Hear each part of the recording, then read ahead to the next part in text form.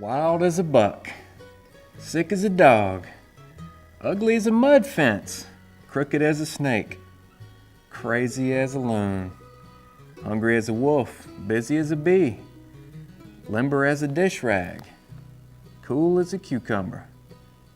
If it rained soup, it would catch me with a fork in my pocket. Some of these are just a few of the expressions and idioms and sayings that are part of the George Boswell collection of folklore here at the University of Mississippi. There were a number of folklorists and collectors that went all around the country during the New Deal as part of the Works Progress Administration, collecting examples of folk songs, folk customs, folklore, folk stories, just all of the things that make a people united in different regions. And all of these come from, when you trace these back, you can see examples of early Irish, Scottish, English settlers in the country, as well as those folk stories and tales from France that made their way here, folk stories from parts of Africa and the Caribbean, and Native American folk tales and culture that have all kind of commingled here in Mississippi to form our very diverse and unique folk culture.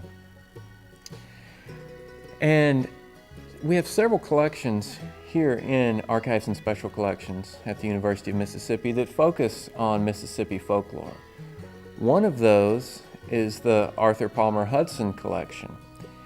He actually attended school here at the University of Mississippi, getting an MS and an MA in 1913 and 1920 in English, and then he attended his first sort of folklore and sociology lectures here at the University of Mississippi, and really got interested in learning more about the folk customs, folk ways of Mississippians.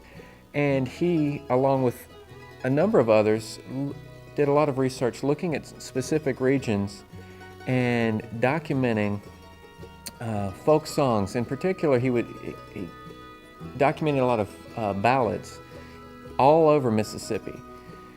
The famous ballad Barbara Allen, that's been sung and retold and re-sung in many, many versions in different parts of the world. He recorded, at least 15 examples of this throughout the state.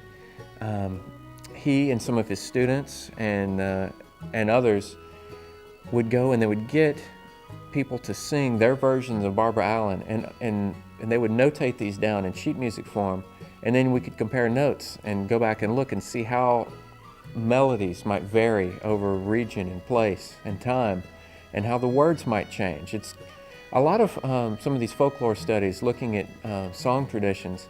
It's kind of like that game of telephone that we've all played in school, where one person whispers into someone's ear and then they tell it to the next person, and by the time it gets around to the end, some of the words have changed.